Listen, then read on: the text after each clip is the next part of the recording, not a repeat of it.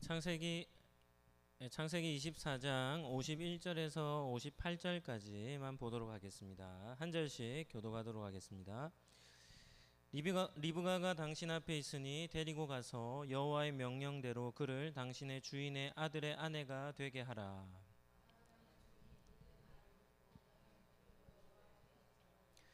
은금 배물과 의복을 꺼내어 리브가에게 주고 그의 오라비와 어머니에게도 보물을 주니라.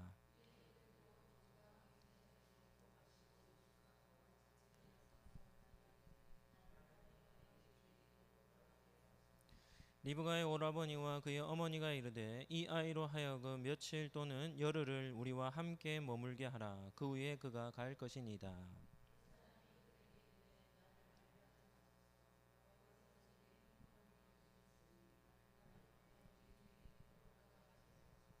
그들이 이르되 우리가 소녀를 불러 그에게 물으리라 하고 같이 읽겠습니다. 리브가를 불러 그에게 이르되 네가 이 사람과 함께 가려느냐? 그가 대답하되 가겠나이다. 아멘. 오늘 창세기 24장 말씀을 가지고 집을 떠나는 리브가라는 제목으로 말씀을 잠시 나누도록 하겠습니다. 한번 따라하겠습니다. 믿음의 사람은 하나님의 손길을 신뢰합니다. 7월 넷째 주 수요 기도에 나오신 우리 성도님들을 예수님 이름으로 축복합니다.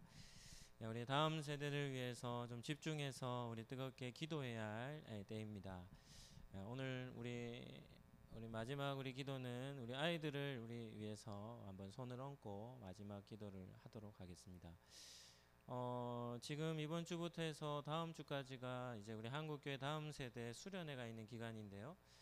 주변에 보니까 또 코로나 확진자들이 지금 또 계속 발생하고 있습니다. 그래서 기도해 주실 때 수련회 장소에서 뭐 코로나 이런 확산이 되지 않도록 우리 한국교회와 우리 주일학교, 교회학교를 위해서 기도해 주시고 또 은혜롭게 잘 맞춰질 수 있도록 위해서 기도해 주시면 감사하겠습니다.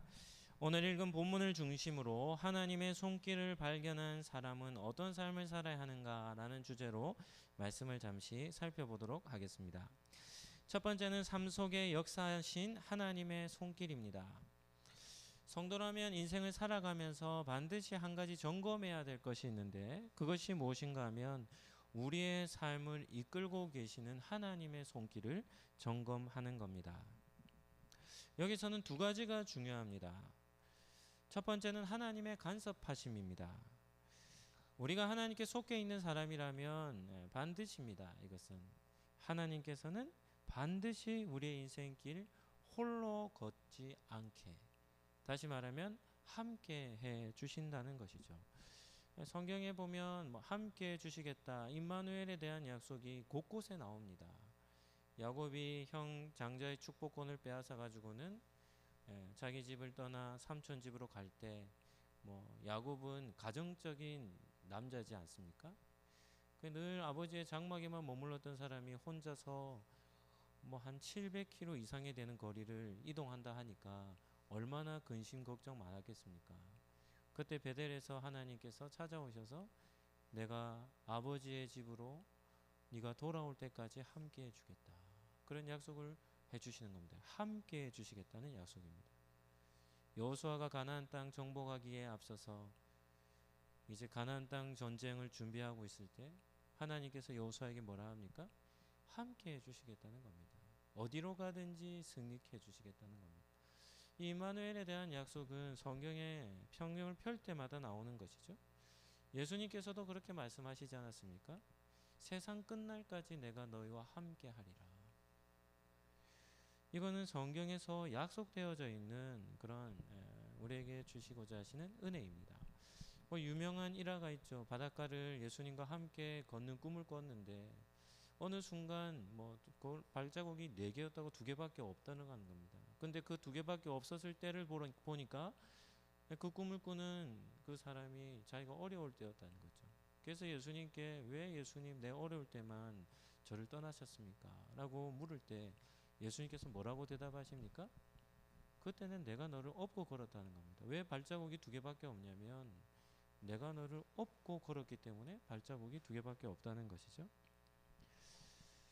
그래서 하나님은 우리와 함께 해 주신다라는 것이 성경에서 우리에게 전하는 메시지입니다. 창세기 24장도 이것을 증명해 보이지 않습니까? 아브라함의 노종이었던 엘리에셀의 걸음마다 하나님께서 어떻게 하냐면 기가 막힌 방법으로 엘리에셀이 조금 더 예측할 수 없은 그런 때에 맞는 걸음으로 하나님께서 적극적으로 간섭해 주신 것이죠. 또 한 가지가 있습니다. 그것은 우리의 기도입니다. 성도로 한다면 반드시 인생의 중요한 기로에 설 때마다 하나님께 기도해야 합니다. 하나님의 인도하심을 적극적으로 구해야 하는 거죠. 그래서 기도로 우리의 인생길을 열어가는 것이 참 중요합니다. 우리는 하나님을 위해 기도하고 하나님은 우리의 인생을 섭리해 주시고 간섭해 주시고 이것이 성도의 선순환의 삶이라고 했습니다. 이러한 두 가지 차원은 성경을 읽는 원리에도 적용이 됩니다. 성경은 두 가지 포인트로 읽을 수 있어야 합니다. 하나는 하나님의 주권적인 역사입니다. 하나님께서 행하시는 것이죠. 또 한 가지는 무엇이겠습니까? 하나님의 사람들이 믿음으로 행하는 것입니다. 과거에는 이 두 가지 관점으로 뜨겁게 논쟁을 했던 적이 있습니다. 보수 진영에서 이런 것들을 좀 이슈화 시켰죠. 너무 믿음의 사람들의 삶만 강조하다 보니까 우리 주일학교 아이들을 가르치는 보통 교재들이 다 무엇을 강조하냐면 믿음의 선조들의 삶을 강조하거든요. 그랬더니 보수 진영에서 거기에 대한 이제 반발을 하는 겁니다. 가장 중요한 것은 성도의 구약에 나오는 하나님 나라 백성의 삶이 아니라 그들의 인생을 이끄시는 하나님의 주권이 더 중요합니다. 라고 하며 하나님의 주권 사상에 대해서 하나님의 행하심을 강조해야 된다고 해서 믿음의 선조들의 삶보다는 그것이 훨씬 더 중요하다고 이렇게 강조했던 때가 있습니다. 어떻습니까? 맞는 말입니까? 틀린 말입니까? 맞는 말이죠. 하나님의 주권 사상은 아무리 강조해도 지나치지 않습니다. 그럼에도 불구하고 하나만을 강조할 수 없습니다. 이유가 무엇일까요? 하나님께서 일하시는 방법입니다. 하나님은 혼자 일하지 않습니다. 어떻게 일하십니까? 하나님의 사람을 불러 함께 일하십니다. 그러니까 하나님께서 주권적으로 행하시지만 그 일을 성취하시는 방법론이 누구입니까? 하나님의 사람들입니다. 하나님의 사람들의 순종에 의해 사역을 위대한 사역을 이루어 가시는 것이죠. 그래서 하나님의 절대 주권과 우리의 성도들의 순종의 삶은 짝을 이루고 있습니다. 이 두 가지가 함께 만나는 지점에서 무슨 일이 일어나냐면 기적이 일어나는 겁니다. 최근에 한 목사님 만났을 때 홍해를 건너는 것과 요단강을 건너는 것은 다르다 이런 얘기를 하시며 홍해는 하나님께서 열어주신 길이지만 요단강은 믿음으로 발을 내디딜 때 열리는 길이라고 얘기하시더라고요. 우리도 마찬가지죠. 믿음으로 발을 내딛는 것, 우리가 믿음으로 발을 내디딜 때 요단강에 발을 들여 놓을 때 어떤 일이 나는 겁니까? 물이 갈라지는 하나님의 역사가 나타나는 것입니다. 성경을 읽을 때 저자들을 통해서 독자들은 하나님의 뜻과 계획을 발견할 수 있죠. 그러나 그 다음은 하나님의 사람들의 반응으로 믿음의 순종 여부를 확인하는 것이 독자들에게 필요한 것입니다. 오늘 기도의 자리에 나오신 우리 성도님들도 하나님의 주권적 사상을 하나님의 통치하심, 섭리하심, 간섭하심을 믿으시고 여러분들도 믿음으로 주님 앞에 순종의 반응을 보이시기를 예수님 이름으로 축복합니다. 두 번째는 엘리에셀의 간증을 들은 리브가의 가족입니다. 우리는 지난 시간에 뜨거운 심장으로 엘리에셀이 리브가 가족들을 만났을 때 자신의 간증을 쏟아내는 장면을 보았습니다. 먼 거리 여행을 했기 때문에 지쳐 있었으니까 리브가 가족들이 잘 맞아 주었죠. 씻을 물도 주었고 또 거대한 아주 진수성찬으로 식사 대접을 준비하지 않았겠습니까? 그럼에도 엘리에셀은 식사를 하기 전에 자신이 먼저 내가 여기 온 이유를 전하고 밥을 먹겠다라고 하며 자신이 여기에 온 이유에 대해서 전했습니다. 그것이 바로 하나님의 역사하심에 대한 간증이었죠. 사람을 설득하고자 할 때 가장 좋은 방법이 무엇이겠습니까? 두 가지가 필요합니다. 한 가지는 무엇이냐면 논리력이 필요합니다. 설득을 시키기 위해서는 논리적이어야 합니다. 그런데 논리력 하나만으로 사람이 설득 안 됩니다. 또 한 가지가 더 필요한데 그것은 열정입니다. 열정과 논리력이 함께 겸해지면 어떤 일을 하냐면 전하는 메시지의 힘이 엄청나게 강해집니다. 옳은 얘기를 하는데 자신 없이 얘기한다 해보시죠. 그러면 듣는 사람이 그 말을 듣고 설득이 되겠습니까? 설득되지 않습니다. 그런데 논리력이 없이 무조건 열만 낸다고 해서도 그것도 설득이 잘 되지 않겠죠? 논리성을 가지고 있는데 거기에 자신에 대한 확신, 신념을 담아 열정적으로 전하면 어떤 일이 나냐면 상대방들이 감동을 받고 그 말을 받아들이는 일이 일어나는 것이죠. 엘리에셀이 이와 같았습니다. 엘리에셀은 하나님을 경험했죠. 소름 돋게 경험했습니다. 그러한 하나님을 경험한 뜨거운 신앙의 상태를 가지고 어떻게 합니까? 내가 왜 이곳까지, 이 먼 곳까지 왔는지에 대해서 설명을 하는 겁니다. 설명을 하는데 열정적으로 설명을 하니까 어떤 일이 일어났습니까? 리브가의 모든 가족들이 엘리에셀의 간증을 듣고는 어떻게 됩니까? 그냥 수용할 수밖에 없었던 것이죠. 우리가 이 일에 대해서 하나님께서 리브가를 이삭의 아내감으로 정하신 이 일에 대해서는 우리가 옳다 그르다 할 수 없다는 겁니다. 그거는 여호와께로 말미암은 거니까 그 일은 결정난 것이라고 설득이 된 것이죠. 그리고 나서 오늘 본문 엘리에셀 앞에서 리브가의 가족들이 이렇게 대답을 합니다. 51절을 한번 보실까요? 리브가가 당신 앞에 있으니 데리고 가서 여호와의 명령대로 그를 당신의 주인의 아들의 아내가 되게 하라. 이렇게 대답하는 겁니다. 여러분이 엘리에셀이라면 이 대답을 들었을 때 어떠했겠습니까? 정말 기뻐 뛰지 않았겠습니까?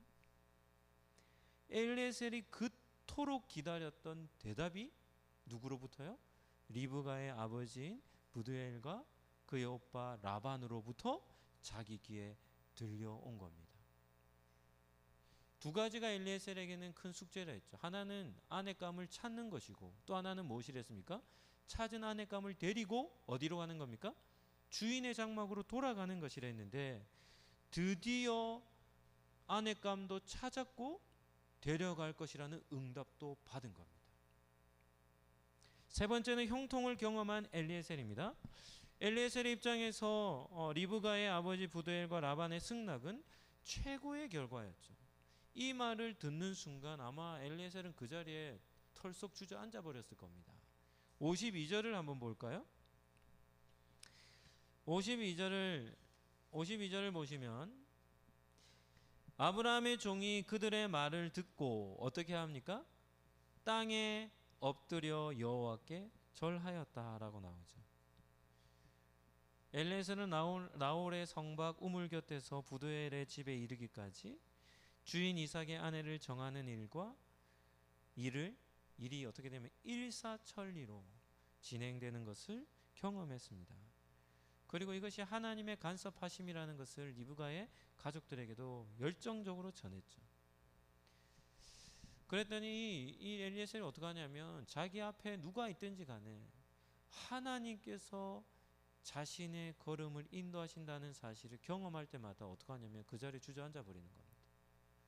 그 자리에 엎드려서는 누구에게 영광을 돌립니까? 하나님께 경배를 돌려드리는 겁니다. 엘리에셀의 이런 큰 감동이 우리에게도 주어져야 할 줄로 믿습니다. 이거 거부할 수 없는 거죠. 하나님께서 함께 하심, 최선의 길을 하나님께서 인도하고 계심을 계속해서 경험하고 있는 것입니다. 그는 크게 기뻐하면서 낙타 10마리에 싣고 왔던 보물들을 나눠주는데 가장 먼저 누구에게 줬을까요? 리브가에게 주는 겁니다. 리브가에게도 주고, 그리고 오늘 본문에 보면 그의 오빠인 라반과 그의 어머니에게도 보물을 주었다라고 이렇게 기록을 합니다. 질문 한번 하겠습니다. 여러분이 만약 엘리에셀이라면 지금까지 일사천리로 이렇게 모든 사명이 끝나는 지점이죠. 자기에게 주어진 사명이 끝나는 지점에 이르렀을 때 여러분이라면 어떻게 그 다음 행보를 정하겠습니까? 부드엘과 그의 아버지와 오빠의 승낙까지 받았다라고 한다면 여러분들은 어떻게 그 다음 걸음을 결정하시겠습니까? 어떻게 보면 한숨을 좀 돌릴 때도 되지 않았습니까? 주인의 장막에서 떠나서 지금까지 엘리에셀은 어떤 여정을 걸었냐면 초긴장 상태로 걸어왔습니다. 나홀의 성에 이르렀을 때 우물 곁에 있을 때도 어떠냐면 초긴장 상태였습니다. 누구인지 알지 못했기 때문이죠. 그랬는데 하나님께서 만나게 하시고 인도하셔서 그의 주인의 가족의 장막에 이르게 하시고 리브가를 데려가라는 승낙까지도 받았다면 그 지점에서 여러분은 어떻게 하시겠습니까? 이제는 조금 마음의 여유를 두고 좀 쉼을, 마음의 안식을, 지쳐있는 마음을 좀 여유를 가질 그런 반응이 어떻게 보면 자연스럽지 않겠습니까? 그런데 오늘 본문에 보면 엘리에셀은 조금도 여유를 부리지 않습니다. 54절 말씀을 한번 볼까요? 54절. 54절이 엘리에셀의 중심을 볼 수 있는 중요한 절입니다. 우리 같이 한번 읽어보시죠. 시작. 이에 그들 곧 종과 동행자들이 먹고 마시고 유숙하고 아침에 일어나서 그가 이르되 나를 보내어 내 주인에게로 돌아가게 하소서. 엘리에셀은 리브가의 집에서 며칠을 머물렀습니까? 하룻밤을 딱 잤습니다. 하룻밤을 자고 그 다음날 아침에 딱 일어나자마자 리브가의 부모에게 뭐라고 얘기합니까? 나를 누구에게로요? 주인에게로 돌려보내달라는 겁니다. 리브가 가족 입장이라면 이런 엘리에셀의 요구가 어떻게 들리겠습니까? 어제 만났습니다. 어떻게 보면 낯선 사람 아닙니까? 그리고 어제 만나서 간증을 듣고 하나님께서 리브가를 이삭의 아내로 정하셨구나라는 소식을 들었습니다. 하루 지났습니다. 저녁 먹고 하루 지났는데 엘리에셀이 어떻게 하냐면 리브가를 데리고 주인의 장막으로 돌아가겠다는 겁니다. 이러한 엘리에셀의 요구는 리브가 가족들에게 좀 충격을 주었겠죠. 너무 무리하게 보였을 수도 있습니다. 리브가와 리브가 가족의 입장으로 생각한다면 리브가를 지금 만약에 결혼시킨다고 가정에서 떠나보낸다면 다시 만날 가능성이 있을까요? 이 과거에 한 700km 떨어져 있는 곳인데 지금 자신의 딸을 친족이지만 아내로 자기의 장막에서 떠나보낸다면 이 떠나보내는 이 이별은 어떤 이별입니까? 어떻게 보면은 다시는 만날 수 없는 생이별이 아니겠습니까? 그래서 리브가의 가족은 어떻게 반응하냐면 55절에 보면 이렇게 반응합니다. 리브가의 오라버니와 그의 어머니가 말합니다. 이 아이로 하여금 며칠 또는 열흘을 우리와 함께 머물게 하라. 그 후에 그가 갈 것이니라. 당연한 반응이 아니겠습니까? 어떻게 보면 이별을 좀 준비할 시간이 필요하겠죠. 네. 그래서 그의 오빠와 어머니가 뭐라고 합니까? 단 며칠이라도 열흘이라도 우리와 함께 머물러 있다가 그를 데리고 떠나가라는 겁니다. 그런데 문제는 무엇인가 하면 엘리에셀입니다. 엘리에셀은 어떻게 해서든지 하루라도 빨리 주인의 집으로 돌아가고자 했습니다. 그러니까 이러한 본문에서는 이러한 주인공들의 행동에서는 반드시 이런 질문해야 됩니다. 그러면 왜 엘리에셀은 이렇게 급하게 주인의 집으로 돌아가고자 했는가 하는 겁니다. 왜 엘리에셀은 리브가의 집에서 하루만 머무르고 그 다음날 바로 떠나려고 했겠습니까? 이것이 바로 엘리에셀의 믿음이자 지혜였음을 우리는 기억해야 합니다. 이유는 한 두 가지 정도로 볼 수 있습니다. 오늘 본문을 보면 그 이유, 엘리에셀의 말에 보면 그 이유가 나옵니다. 첫 번째입니다. 한번 따라 하시죠. 하나님께서 형통케 하셨기 때문입니다.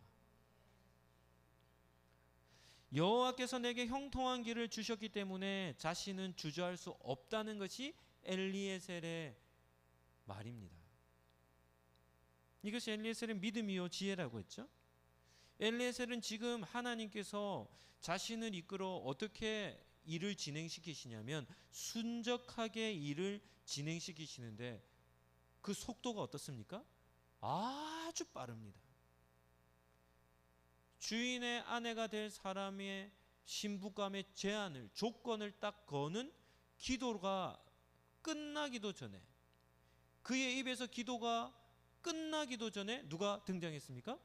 리브가가 등장하는 겁니다.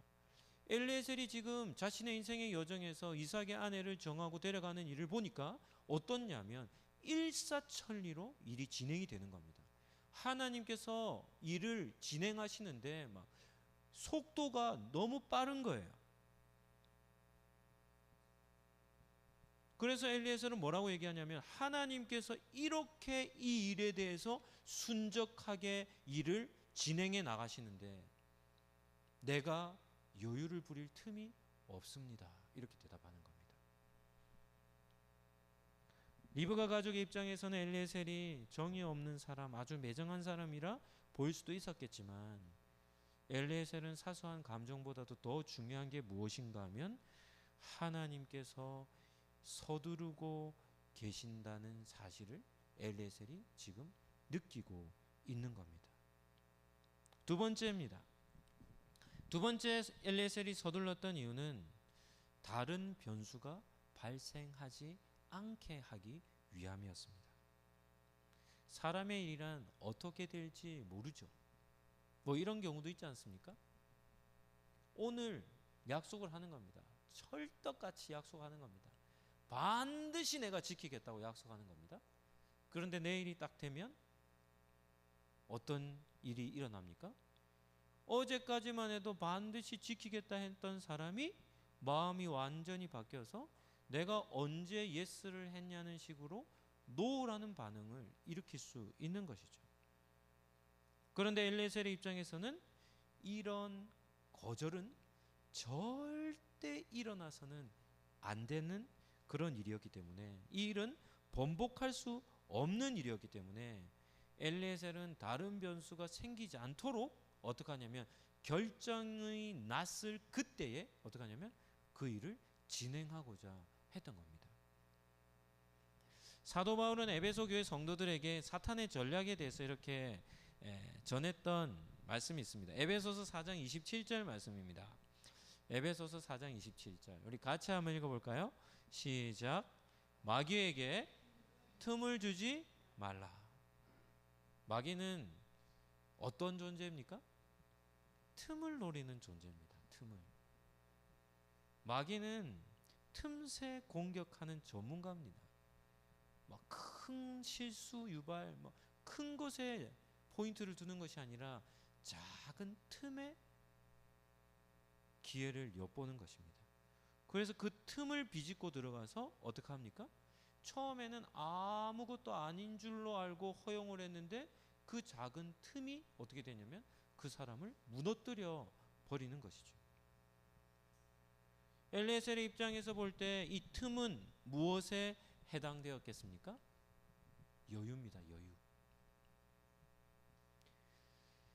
리브가 가족의 말로 표현한다면 며칠입니다. 며칠. 단 열흘만이라도가 뭐냐면 틈인 겁니다. 틈. 그 며칠 동안 지금의 결정이 어떻게 바뀔지는 아무도 장담할 수 없었기 때문이죠. 그래서 엘리에셀은 그의 가족 아버지와 오빠가 승낙한 그 약속을 붙들고는 어떻게 일을 진행합니까? 그 다음날 떠날 것을 요청하고 있는 겁니다. 이런 것을 보면 엘리에셀은 매우 영적으로 민감했던 사람이고 지혜로웠던 사람이라는 것을 알 수 있는 것이죠. 엘리에셀은 하나님께서 이 일을 진행하시는 속도, 이 일을 진행하시는 속도가 어떠한지를 깨닫고 자신도 그 속도에 맞추고자 노력을 기울였던 것입니다. 56절 말씀, 55절에 가족들이 단 열흘만이라도 이렇게 얘기했는데요. 그 말을 듣고 56절에 엘리에셀이 이렇게 대답합니다. 그 사람이 그들에게 말합니다. 나를 뭐하지 말라는 겁니까? 만류하지, 나를 막지 말라는 겁니다. 여호와께서 내게 형통한 길을 주셨으니 나를 보내어 내 주인에게로 돌아가게 하는, 똑같은 말입니다. 하나님께서 나에게 이렇게 형통하게 일사천리로 일을 하나님께서 길을 열어주시기 때문에 나를 내 주인에게로 돌려보내라는 것이죠. 다섯 번째는 리브가의 대답입니다. 이삭의 아내를 정하는 이 일에서 우리는 두 사람을 주목해야 하는데, 첫 번째는 노종 엘리에셀이고 또 한 사람은 누구일까요? 이 일을 완전히 성취시킬 리브가입니다. 리브가의 가족은 엘리에셀의 말을 듣고 타협을 좀 하려 했는데 엘리에셀이 타협할 의사가 전혀 없는 것을 보고는 이것은 우리가 이 사람과 대화로서 풀 문제가 아니구나 라는 것을 깨닫고는 최종 결정을 누구에게로 넘길까요? 리브가에게로 넘기는 겁니다. 한번 생각해 보시죠. 리브가의 요구에 가장 실질적으로 제일 큰 영향력을, 데미지를 받는 사람은 누구입니까? 리브가의 가족입니까? 리브가입니까? 리브가죠. 리브가 입장에서 볼 때 리브가의 마음 어땠겠습니까? 어제 만난 사람입니다. 그리고 이 사람이 와서 하나님께서 당신을 나의 주인의 아들 이삭의 아내감으로 정하셨습니다 라는 얘기를 들었죠. 하루밖에 같이 머물러 있은 적이 없는 낯선 사람입니다. 그런데 그 사람이 그 다음날 아침 일어나자마자 자기를 데리고 주인의 장막으로 떠나겠다는 겁니다. 자신의 가족과 생이별을 해야 한다는 것을 자기에게 말하는 겁니다. 그러니까 지금 당장 가족을 버리고 나를 따라 나의 주인의 장막으로 돌아가자고 지금 엘리에셀이 얘기하는 것이죠. 그러니까 실질적으로는 제일 큰 고민과 불안감은 누가 겪어야 하는 겁니까? 리브가가 겪어야 하는 것이 아니겠습니까? 창세기 저자는 지금 모든 독자들의 시선을 한 사람 리브가에게로 향합니다. 그리고 리브가의 가족들이 리브가에게 묻는 질문에 리브가가 어떻게 답을 하는지 그의 입에 주목하게 만드는 것이죠. 오늘 읽은 마지막 본문입니다. 28절 말씀인데요. 우리 같이 한번 읽도록 하겠습니다. 같이 읽겠습니다. 리브가를 불러 그에게 이르되 네가 이 사람과 함께 가려느냐, 이 질문을 던지며 모든 가족들이 누구를, 어디를 쳐다봤겠습니까? 리브가의 입을, 대답을 주목했겠죠. 그랬더니 리브가가 대답합니다. 어떻게 하겠다는 겁니까? 가겠습니다 대답하는 겁니다. 오늘 기도에 참석하신 우리 기도자 여러분들, 58절에서 리브가의 대답을 우리는 어떻게 해석을 해야 하겠습니까? 제가 지난주 설교를 하면서 지지난주 설교하면서 그런 말씀을 나눴습니다. 성경에 등장하는 인물들의 믿음은 어디에서 증명이 된다 했습니까? 그들이 하는 말이라고 했습니다. 말은 정말 중요하다 했습니다. 왜 중요한가 하면 그 사람의 보이지 않는 믿음을 드러냅니다. 뭐까지도 확인할 수 있다 했습니까? 믿음의 크기까지도 확인할 수 있다 했습니다. 그 사람의 말을 보면 뭐가 보이는 겁니까? 믿음의 분량까지도 보여지는 것이죠. 리브가가 가겠습니다라고 대답한 이 대답, 어떻게 해석해야 될까요? 한번 따라 하시죠. 리브가는 성품만 좋았던 것이 아니라 무엇도요? 믿음도 어땠습니까? 좋았습니다. 엘리에셀의 간증을 리브가도 들었는데 엘리에셀의 간증을 듣는 그 시간에 리브가가 생애 엄청난 은혜와 감동을 받았습니다. 하나님께서 큰아버지 아브라함에게 얼마나 큰 복을 주셨는지, 그의 나이 많을 때에 아들 하나를, 아들까지도 선물을 주셨고, 그리고 그 하나님께서 그 아들의 아내로 자신을 선택했다는 말을 듣는 순간 리브가가 어떻게 했겠습니까? 큰 감동을 받았겠죠. 그리고 그 순간 흔들리지 않는 믿음이 이 여인의 마음속에 자리매김하게 된 겁니다. 하나님께서 엘리에셀이라는 이 종을 이끌어 자기에게로 데려오셨다는 사실을 리브가도 보게 된 것이죠. 리브가는 엘리에셀에게 시간을 요구하지 않았습니다. 자신들의 가족과 똑같이 단 며칠만이라도 부모님과 머물다 제가 따라가겠습니다, 이렇게 시간을 요구하지 않았습니다. 리브가의 이런 결정을 보면 엘리에셀의 간증에 이 리브가가 어떤 마음을 품었는지를 볼 수 있지 않습니까? 하나님은 엘리에셀의 간증을 통해서 리브가의 마음을 완전히 사로잡으셨습니다. 그리고 믿음의 결단을 하게 만드셨습니다. 그리고 하나님 나라의 주인공으로, 아브라함의 아들, 믿음의 계보를 잇는 열방의 복의 통로가 되는 주인공으로 이 리브가를 초청하고 계신 것이죠. 그래서 리브가는 그 은혜를 받으며 그의 마음에 믿음의 결단을 내린 것입니다. 하나님께서 간섭하시는 은혜를 경험하는 사람들은 새로운 일을 도전할 때 어떤 마음으로 하겠습니까? 걱정과 염려도 있겠죠. 그럼에도 설렘도 있고 기대하는 바도 있지 않겠습니까? 리브가는 엘리에셀을 억지로 따른 것이 아닙니다. 자신의 인생을 지금부터 이끌어 가시는 하나님의 손길을 보며 어떻게 따르는 겁니까? 기대하는 마음으로 따랐을 것입니다. 한편으로는 부모와 가족들과 생이별을 해야 하는 이별의 아픔은 있지만 그것보다도 하나님께서 자신의 인생을 이끌어 가신다는 것을 리브가는 더 큰 가치를 두고 있었던 것이죠. 질문 하나 하겠습니다. 리브가가 가겠다고 내린 결단에 제일 큰 감동을 받은 대상이 있다면 누구였을까요? 하나님이지 않으셨겠습니까? 리브가가 따라가겠습니다 라는 이 대답에 가장 큰 감동을 받은 분은 하나님이 아니셨겠습니까? 하나님은 엘리에셀을 통해 리브가에게 하나님 나라의 초대장을 제시했는데 그 초대장에 리브가가 어떻게 한 겁니까? 믿음으로 반응한 겁니다. 리브가의 삶에서 가장 이상적인 선순환, 영적인 선순환이 일어나고 있음을 볼 수 있죠.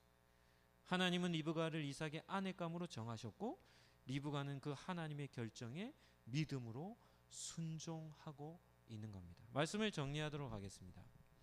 기도의 자리에 나오신 우리 기도자 여러분, 오늘 본문을 근거로 기도자가 갖추어야 할 두 가지